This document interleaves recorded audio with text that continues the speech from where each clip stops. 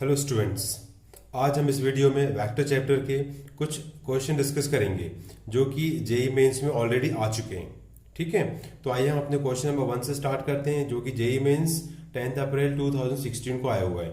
Okay, question क्या बोल रहा है ये हम डिस्कस कर लेते हैं। Okay, let ABC be a triangle whose circumcentre is at P। ठीक है, सबसे पहले हमसे बोल रहा है कि ABC एक ट्राइंगल है। ठीक है, मैंने बोला ये ABC एक ट्राइंगल हो चुका है। ओके, अब क्या बोल रहा है कि और जो पॉइंट P है इस ट्राइंगल का सर्कमसेंटर है। ठीक है, इसका मतलब ये हो रहा है कि अगर एक सर्कल ड्रॉ किया जाए जो कि वर्टेक्स ABC से होके पास होता है, ठीक है, तो इस सर्कल को हम क्या बोलते हैं, सर्कम सर्कल। ठीक है, और इस सर्कल का जो सेंटर होता है ना उसको हम बोलते हैं सर्कम सेंटर। तो ये जो पॉइंट P होगा वो इस सर्कल का सर्कम सेंटर है, या हम बोल सकते हैं ट्राइंगल का भी सर्कम सेंटर हो गया आपका ये। ठीक है, अब आपसे क्या बोल रहे हैं कि if the position vectors of A B C and P are A bar B bar C bar and A bar plus B bar plus C bar divided by 4 respectively, then the position vector of the orthocentre of this triangle is. ठीक है, मतलब हमसे बोल रहे हैं कि vertex ए का position vector A बार है, वर्टेक्स बी का पोजीशन वेक्टर B बार है, वर्टेक्स सी का पोजीशन वेक्टर C बार है। ठीक है, साथ में इस ऑर्थो सेंटर का जो पोजीशन वेक्टर है वो दिया हुआ A bar plus B bar plus C bar divided by 4। तो आपसे बोल रहे हैं कि इस ट्राइंगल का जो ऑर्थो सेंटर होता है ना उसका पोजीशन वेक्टर आप बताओ। ठीक है, तो देखो कॉन्सेप्ट क्या है यहाँ पे, क्वेश्चन बहुत ही अच्छा है। क्वेश्चन में हमें 2D का कुछ कॉन्सेप्ट यूज करना है। सबसे पहले तो हम बात कर लेते हैं सेंट्रोइड। ठीक है, सेंट्रोइड के बारे में बात करते हैं, मतलब पोजीशन वेक्टर ऑफ सेंट्रोइड। ठीक है, तो सेंट्रोइड को हम कैपिटल G से रिप्रेजेंट करते हैं और इट इज इक्वल टू क्या होता है, position vector of A bar plus position vector B bar plus position vector C bar divided bye 3। ठीक है, ये होता है position vector of centroid. Centroid को हम कैपिटल G से रिप्रेजेंट करते हैं। ठीक है, अब सर्कम सेंटर को तो P से रिप्रेजेंट कर ही रहे हैं। यहाँ पे एक चीज और है हमारे पास, ऑर्थो सेंटर। यस, तो हम मान लेते हैं कि भाई O is equal to orthocentre है मेरे पास। ठीक है, O is equal to orthocentre मान लेता हूं मैं। ठीक है, O is equal to orthocentre हो गया हमारे पास यहाँ पे। ठीक है, O is equal to orthocentre. तो हम लोग 2D का कॉन्सेप्ट यूज करने वाले हैं कि सपोज मैं बोल रहा हूँ कि एक लाइन ड्रॉ कर लेता हूँ सबसे पहले तो मैं। ठीक है, जो कि मैं बात कर रहा हूँ कि सपोज ये ऑर्थो सेंटर O से स्टार्ट हो रही है और सर्कम सेंटर P तक जा रही है। ठीक है, सपोज इसके ऊपर पॉइंट है मेरा G मतलब सेंट्रोइड। तो ये जो पॉइंट G होता है, इस लाइन जो लाइन ड्रॉ की ना OP लाइन, इसको 2:1 पे डिवाइड करता है। ठीक है, अब ये कहाँ से पता चला हमें, ये जो होता है आपका कोऑर्डिनेट ज्योमेट्री जो होती है ना, अगर हम वहाँ पे स्टडी करते हैं तो वहाँ पे हमें पता चलता है कि ऑर्थो सेंटर और सर्कम सेंटर को जो लाइन ज्वाइनिंग है उसको जो सेंट्रोइड होता है वो 2:1 पे डिवाइड करता है। ठीक है, अब हम यहाँ पे क्या करने वाले, एक सेक्शन फॉर्मूला यूज करने वाले हैं इंटरनल डिवीजन का। ठीक है, देखो सेक्शन फॉर्मूला क्या होता है, सपोज मैंने बोला कि भाई मैंने बोला कि क्या बोलना चाहिए मुझे, सपोज कि ये AB लाइन है आपकी। ठीक है, और एक हमारा पॉइंट C है।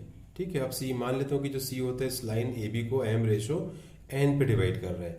ठीक है, ये हो गया आपका यहाँ से। ठीक है, एंड तो जो पोजीशन वेक्टर C होगा ना आपका, पोजीशन वेक्टर ऑफ जो C होगा आपका, इट इज इक्वल टू हो जाएगा m इंटू, ठीक है, पोजीशन वेक्टर ऑफ B। ठीक है, वेक्टर प्लस हम बोलेंगे यहाँ से n into position vector of A बोलूंगा मैं यहाँ से। ठीक है, और डिवाइडेड बाय क्या होता है आपका m प्लस n। ठीक है, ये हमने वेक्टर में पढ़ा हुआ है सेक्शन फॉर्मूला इंटरनल डिवीजन का। तो इसी को अगर मैं यहाँ पे अप्लाई करूँ ना तो ये बनेगा आपका कि देखो position vector of centroid, position vector of centroid is equal to हो जाएगा आपका position vector of orthocentre. ठीक है, position vector of orthocentre into 1, इसको हम कैसे मल्टीप्लाई करेंगे 1 से। सिमिलरली यहाँ लिखेंगे position vector of circum centre P और इसको हम मल्टीप्लाई करेंगे 2 से, ये हो गया, और अपॉन में हमारा हो जाएगा 1+2। ठीक है, इस टाइप से होता है ये आपका। ओके, अब पोजीशन वेक्टर ऑफ सेंट्रोइड तो ये लिखा हुआ है आपका A bar plus B bar plus C बार। ठीक है, डिवाइडेड बाय कितना है आपका यहाँ पे 3 दिया हुआ है। It is equal to position vector of orthocentre. अब position vector of orthocentre तो मुझे ऑब्टेन ही करना है, तो इसको तो एज इट इज ही रहने देता हूँ मैं। Position vector of orthocentre plus into तो 1 है, कोई दिक्कत नहीं है, and position vector of circum centre मतलब पी का पोजीशन वेक्टर हमारे पास ये लिखा हुआ है, इसको यहाँ पुट कर दो तो A bar plus B bar plus C bar divided by 4, और इंटू कितना आपके पास यहाँ पे 2 है, ठीक है। और होल डिवाइडेड बाय कितना चल रहा है यहाँ पे 1 + 2 दैट इज 3। तो ये 3 से ये 3 कैंसिल हो जाएगा, राइट है, और इस 2 से ये 2 कैंसिल हो जाएगा, राइट है। तो फाइनली हमारे पास कितना बचने वाला है, हम यहाँ पे नोट कर लेते हैं इसको, ठीक है। तो हमारे पास जो बच रहा है वो है A bar plus B bar plus C bar, it is equal to है position vector of orthocentre plus A bar plus B bar plus C bar divided by 2, right है। ये बच रहा है, यहाँ से हमने लाया है इसको, देखो ये लिखा हुआ है A bar plus B bar plus C bar equal to हो जाएगा position vector of orthocentre plus A bar plus B bar plus C bar divided by 2। तो यही हमने चीज़ यहाँ पे कॉपी की हुई है, ओके। ये चीज़ हमने यहाँ पे कॉपी कर ली है। अब क्या होगा आपका, इसको इस तरफ शिफ्ट करते हैं लेफ्ट साइड पे, तो जाएगा A bar plus B bar plus C bar minus of A bar plus B bar plus C bar divided by 2, ठीक है। And it is equal to हो जाएगा position vector of orthocentre, right है। अब ये कितना है आपका, ये वैल्यू कितनी है, A bar plus B bar plus C bar minus of A bar plus B bar plus C bar divided by 2। तो अल्टीमेटली एलसीएम लेने के बाद कितना बचेगा, ये a bar plus B bar plus C bar और divided by 2, it is equal to हो जाएगा position vector of orthocentre, ठीक है। मतलब 1 में से हाफ जाएगा तो हाफ ही आएगा ना, तो ये हो गया आपका। तो हमें अल्टीमेटली यही फाइंड आउट करना था, ये हमारे इस क्वेश्चन का आंसर हो जाएगा कि position vector of orthocentre equal to a bar plus B bar plus C bar divided by 2, ठीक है। अब अपना नेक्स्ट क्वेश्चन करते हैं, क्वेश्चन नंबर 2। ओके, अब अपना क्वेश्चन नंबर हम 2 देखते हैं, ठीक है, जो कि जेईई मेंस 2 अप्रैल 2017 को आया हुआ है। क्वेश्चन क्या बोलते हैं ये हम डिस्कस कर लेते हैं। Let a bar equal to 2 into i cap plus j cap minus 2 k cap and b bar is equal to i cap plus j cap, ठीक है। तो ये हम गिवन है, ये हम लिख लेते हैं यहाँ पे। गिवन क्या है आपको, vector a bar is equal to 2 into i cap plus j cap minus of 2 k cap, ठीक है। एंड बी इक्वल टू दिया हुआ है i cap plus j cap. Let c bar b a vector such that modulus of c minus of a equal to 3 and modulus of a cross b cross c equal to 3 and the angle between c bar and a cross b 30 degree, then a dot c is equal to, ठीक है। तो हमें दिया हुआ है modulus of c minus of a equal to 3, ये भी note कर लेते हैं। Modulus of c minus of a equal to 3 given है and modulus of a cross b cross c equal to 3 given है। साथ में angle between c bar and a cross b is 30 degree, ये भी लिख लेते हैं। Angle between c bar and a bar cross b bar is 30 degree, ठीक है। और फाइंड क्या करना है हमें, ए डॉट सी। तो ए डॉट सी हमें फाइंड आउट करना है, क्वेश्चन मार्क, ठीक है। अब सबसे पहले देखो क्वेश्चन में ए वेक्टर दिया हुआ है, वेक्टर बी दिया हुआ है और modulus of c minus of 3 given है, modulus of a cross b cross c equal to 3 given है and angle between c bar and a cross b 30 degree. तो हमें ए डॉट सी निकालना है, ठीक है। तो हम क्वेश्चन यहाँ से स्टार्ट करते हैं। देखो हमें क्या दिया हुआ है, modulus of c minus of a equal to कितना दिया हुआ है 3, ठीक है। अब इस क्वेश्चन को देखो यहाँ पे, या इस एक्सप्रेशन को देखो। इस एक्सप्रेशन को अगर एज इट इज देखा जाए तो हम इससे कुछ नहीं कर सकते अभी, ठीक है। लेकिन इसको कैसे करेंगे कि हम बोलते हैं कि भाई स्क्वायरिंग बोथ साइड, ठीक है। स्क्वायरिंग बोथ साइड करते हैं हम लोग इसकी, ठीक है। तो स्क्वायरिंग कैसे करेंगे इसका, मॉडुलस ऑफ सी का square plus modulus of a का square minus of 2 c dot a equal to square किया तो ये हो जाएगा 9, ठीक है। अब यहाँ पे आप देखो तो हमें सी डॉट ए निकालना है एंड मॉडुलस ऑफ सी का स्क्वायर एकदम अननोन है हमारे लिए, ठीक है। मॉडुलस ऑफ ए का स्क्वायर हम यहाँ से ऑब्टेन कर सकते हैं इस वेक्टर से, ठीक है। तो सबसे पहले तो हम इसको इक्वेशन नंबर 1 बोल देते हैं, ओके। तो ए वेक्टर दिया हुआ है यहाँ पे, तो इसका ले लेता हूँ मैं मॉड। तो ये हो जाएगा कितना, 2 का स्क्वायर हो जाएगा वो कितना 4, फिर 1 का स्क्वायर हो जाएगा 1 और माइनस 2 का स्क्वायर हो जाएगा 4 और ये लगा दिया मैंने अंडर रूट, ठीक है। And it is equal to जाएगा under root 9 and it is equal to जाएगा 3, ठीक है।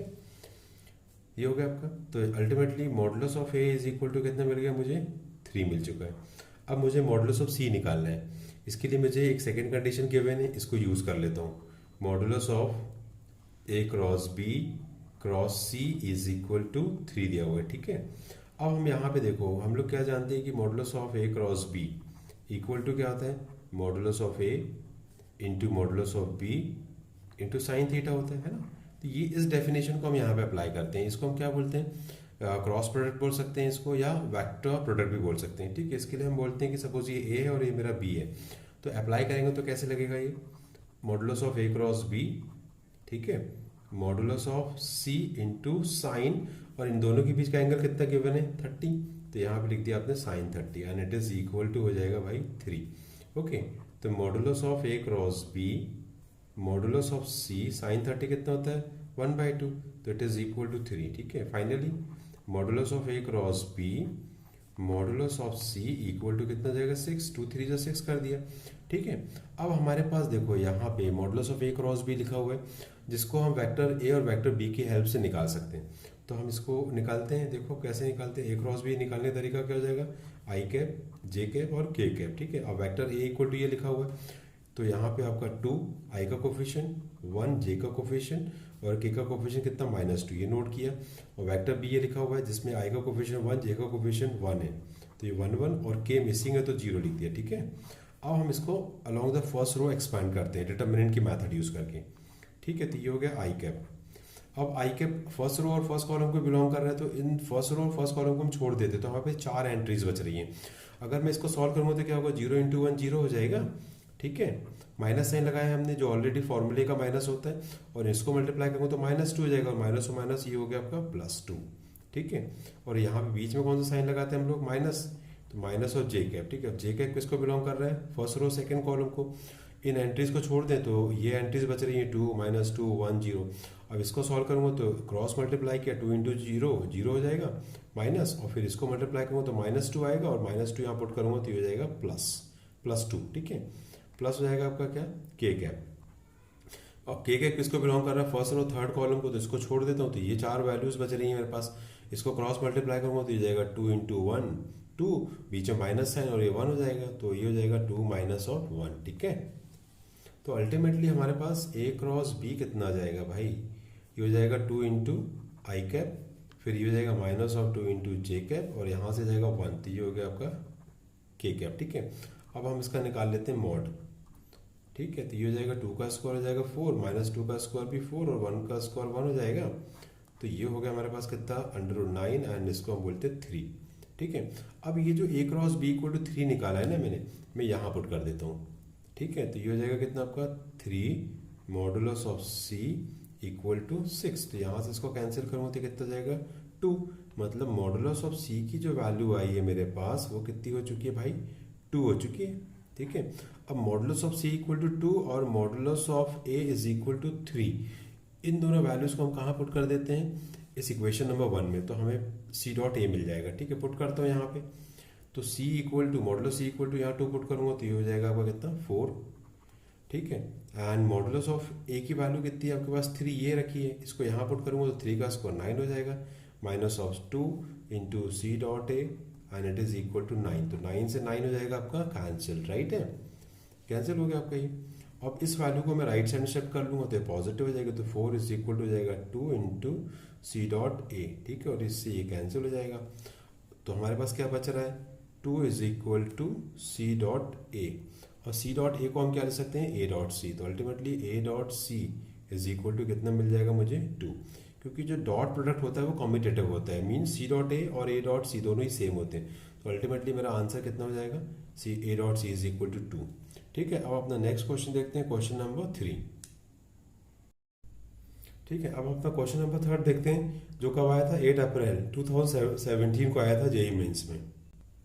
ओके, क्वेश्चन क्या बोल रहा है ये हम डिस्कस कर लेते हैं अब।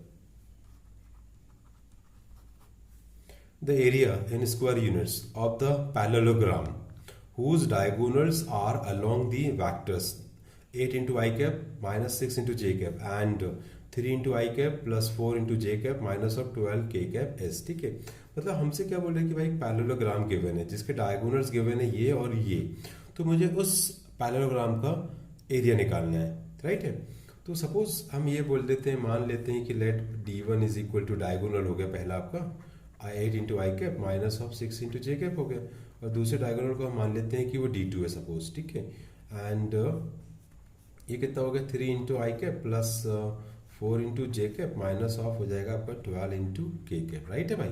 अब area of diagonal, area of parallelogram जब डायगोनल्स गिवन होते हैं तो सिंपल सा क्वेश्चन है, आपको सिर्फ यहाँ पे फॉर्मूले पता होना चाहिए आपको कि पैरेललोग्राम का एरिया क्या होगा जब डायगोनल्स गिवन होते हैं, तो वो होता है 1/2 D1 क्रॉस D2, ठीक है, modulus of D1 cross D2। तो ये होता है area of parallelogram in terms of diagonals, ठीक है।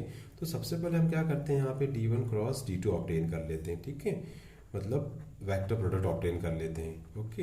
तो D1 वेक्टर ये लिखा हुआ है जिसमें I का कोफिशिएंट 8 है, J का -6 है और K तो है ही नहीं, मिसिंग है तो 0 लिख दिया।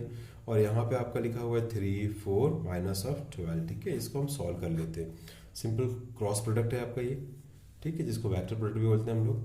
फर्स्ट रो का हम एक्सपैंड करते हैं जैसे कि हम लोग हमेशा करते हैं, ठीक है। तो ये हो गया आपका 12 6 कितना होता है, 12 6 72 है ना, 12 6 72 हो गया। और ये हो जाएगा माइनस ऑफ 4 इंटू 0 0 हो जाएगा, फिर बीच में हमारा माइनस साइन होता है, ये लगा दिया, ठीक है।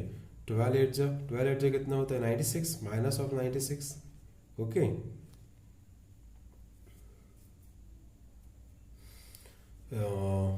8 2 16, ठीक है, और 8 96 करेक्ट है आपका, एकदम करेक्ट है। और ये भी कितना है 12 6 12 का 2 कैरी 1, ये भी करेक्ट है, ठीक है। तो ये हो गया आपका 3 इंटू 0 करूँगा तो 0 ही अल्टीमेटली आना, तो ये 0 हो गया। प्लस हो जाएगा लास्ट में हमारा के के लिए हम सॉल्व करेंगे तो कैसा आएगा 4 8 32, ठीक है 32, फिर बीच में माइनस लगाया और 6 3 18, -18 आएगा तो ये हो जाएगा +18, ठीक है भाई। तो अल्टीमेटली यहाँ से आ जाएगा आपका ये 72 इंटू आई कैप, और यहाँ से हो जाएगा प्लस माइनस और minus plus 96 J cap, and यहाँ से हो जाएगा कितना आपका ये 8 40 50 हो जाएगा ये, है ना, दिस इज 50, ठीक है। ये हो गया आपका। एक बार चेक कर लेते हैं लास्ट के लिए, 8 4 32, 8 4 32 एंड 3 6 18, ठीक है। तो ये 18 करेक्ट है आपका, एंड बाकी भी करेक्ट है, ठीक है। तो ये हो गया आपका D1 क्रॉस D2 आ चुका है। अब एक काम करते हैं हम लोग, सबसे पहले तो इन पूरे टर्म में क्या कॉमन है आपका, सिर्फ 2 कॉमन है। क्वेश्चन सिर्फ लेंदी है और कुछ नहीं है। 2 कॉमन लूँगा तो कितना हो जाएगा ये 36 आई कैप, प्लस हो जाएगा आपका, ये हो जाएगा आपका कितना हो जाएगा ये 42 से डिवाइड करूँगा तो हो जाएगा 4 और 148 हो जाएगा ये, एंड फाइनली यहाँ पे हो जाएगा आपका 25 इंटू के, ठीक है। तो ये हमारा D1 क्रॉस D2 आ चुका है, ओके। D1 क्रॉस D2 आ चुका है आपका। अब हमें सिर्फ इसका मैग्नीट्यूड निकालना है, ठीक है। अब मैग्नीट्यूड देखो आप कितना बड़ा है ना, काफ़ी लंबा चौड़ा मैग्नीट्यूड है, तो ये हम निकाल लेते हैं, ओके, ठीक है। तो हम लोग यहाँ पे आ चुके हैं। अब हमें इसका निकालना है मैग्नीट्यूड, मॉडुलस जिसको हम बोलते हैं। तो ये हो गया D1 cross D2 modulus equal to हो जाएगा 2 तो सेम है 36 का स्क्वायर प्लस 48 का स्क्वायर प्लस 25 का स्क्वायर, ठीक है। ये हो गया आपका अंडर रूट में, ओके। अब फाइनली 36 का स्क्वायर निकालने के लिए आपको 36 इंटू 36 करना पड़ेगा, ठीक है। और जब आप करोगे तो ये आएगा 1296, ठीक है। और 48 का स्क्वायर निकालने के लिए 48 इंटू 48 करना पड़ेगा, जो कि आएगा 2204, ठीक है। और 25 का स्क्वायर जनरली हमें याद होता है, ये हो गया 625, ठीक है। अब ये हो गया आपका, इसको जब आप ऐड करोगे तो ये आएगा 4125 अंडर रूट, ठीक है। एंड ये जो होता है आपका वाला, ठीक है, ये जो होता है वो होता है 65 का स्क्वायर, ठीक है। तो इसका अंडर रूट निकालते भी आपसे आना चाहिए। देखो 5 का स्क्वायर जो होता है, देखो लास्ट में 5 आ रहा है तो डेफिनेटली यहाँ पे तो 5 तो आना ही चाहिए, ठीक है। अब एक नंबर ये 2 छोड़ दूँ तो कितना बच रहा है 41 बच रहा है। अब हमें एक ऐसा नंबर निकालना है जिसका स्क्वायर 41 से कम होना चाहिए, तो वो होगा आपका 6, क्योंकि 6 6 36, इसका स्क्वायर 36 होता है ना, 36 41 से छोटा होता है, तो अल्टीमेटली ये हो जाएगा। तो अल्टीमेटली आंसर आ जाएगा यहाँ से 2 इंटू 65। तो D1 क्रॉस जो D2 आएगा आपका मॉडुलस के साथ, वो हो गया इतना, ठीक है, 2 इंटू 65, ठीक है। अब एरिया का फॉर्मूला ये रखा हुआ है, यहाँ पे इस वैल्यू को रख देता हूँ, तो हमारे पास जो एरिया आ जाएगा वो हो जाएगा 1/2 इंटू 2 इंटू 65, 2 से 2 कैंसिल हो जाएगा, तो ये आएगा 65 स्क्वायर यूनिट। तो ये इस क्वेश्चन का आंसर है। क्वेश्चन बहुत ही सिंपल था, सिर्फ ये फॉर्मूला याद होना चाहिए पहली बात तो, और साथ में ये कैलकुलेशन आपसे बनना चाहिए, तो आसानी से आप 65 आंसर निकाल सकते हो। ठीक है, अब अपना क्वेश्चन नंबर 4 देखते हैं। ओके, अब अपना क्वेश्चन नंबर 4 देखते हैं, जो कि जेई मेंस में आया हुआ है 9 अप्रैल 2017 को। ठीक है, देखते हैं क्या बोल रही है। If the vector b bar is written as sum of the vectors b1 parallel to a bar is equal to I cap plus j cap and a vector b2 perpendicular to a bar, then b1 cross b2 is equal to। ठीक है, simple question ये बोलना चाह रहा है आपको। देखो मैं लिख के बताता हूँ कि ये जो वेक्टर b बार दिया हुआ है, सबसे पहले तो आपको 3 इंटू जे कैप प्लस 4 इंटू के कैप। ठीक है, ये दिया हुआ है। ये जो वेक्टर b दिया हुआ है ना, वो वेक्टर b1 और वेक्टर b2 के सम के बराबर है। ठीक है, सीधा सीधा लिखते हैं, b bar is equal to b1 plus b2। ठीक है, ये दिया हुआ आपको। अब साथ में ये बोल रहा है आपसे कि ये जो b1 वेक्टर है ना, वो वेक्टर a के क्या है, एकदम पैरेलल दिया हुआ है। ठीक है, मतलब b1 vector parallel to a vector दिया हुआ है। ठीक है, मतलब ये क्या इंप्लाइज करेगा आप कि जो b1 होगा it is equal to lambda times of a bar. जब भी दो वेक्टर पैरेलल होते हैं ना, तो उनके बीच में एक लीनियर रिलेशन एग्जिस्ट करता है, उस लीनियर रिलेशन को हम इस टाइप से लिखते हैं। यहाँ पे b1 और जो आपका a वेक्टर है, b1 और a एक दो वेक्टर्स है, और साथ में जो लैम्डा लगा के रखा हुआ है, लैम्डा इज अ स्केलर, यहाँ लैम्डा स्केलर है। ठीक है, इसकी कुछ भी वैल्यू हो सकती है। ओके, अब आप देखो a vector is equal to हमें क्या गिवन है, a वेक्टर मुझे गिवन है i cap plus j cap. Okay, इस वैल्यू को इसमें पुट कर देता हूँ, तो भाई b1 वेक्टर मिल जाएगा मुझे कितना, lambda times i cap plus j cap. ठीक है, ये हो गया आपका। अब साथ में ये दिया हुआ है, ये जो b2 वेक्टर है वो a बार के क्या है, परपेंडिकुलर है। मतलब हमें एक कंडीशन ये दी है कि भाई b2 dot a bar equal to 0 given है। ठीक है, क्वेश्चन बहुत ही अच्छा है। क्वेश्चन में क्या बोल रहे हैं, सबसे पहले देखो फिर से डिस्कस करते हैं। एक वेक्टर b बार दिया हुआ है, b bar equal to 3j cap plus 4k cap, और ये जो b बार वेक्टर जो है ना, b बार, ये वेक्टर b1 और b2 के सम के इक्वल है, जिसमें b1 जो है a वेक्टर के पैरेलल है। ठीक है, और जो b2 है वो a वेक्टर के परपेंडिकुलर है। तो हमसे क्या पूछ रहा है, b1 क्रॉस b2 बताओ आप। ठीक है, क्वेश्चन मार्क किए यहाँ पे कि भाई b1 क्रॉस b2 मुझे बताना है। ओके, चलो तो हमने क्या लिख दिया है, b1 इज इक्वल टू ये लिखा हुआ है और b2 ये लिखा हुआ है। अब भाई b2 का तो बिल्कुल भी पता नहीं है, लेकिन हमारे पास एक कंडीशन यहाँ पे ये गिवन है, एक कंडीशन में ये दी है। देखो b वेक्टर तो दिया हुआ है, लिख देता हूँ मैं 3j cap plus 4k cap equal to b1। b1 is equal to कितना लिखा हुआ है, ये लिखा हुआ है b1 आपके पास।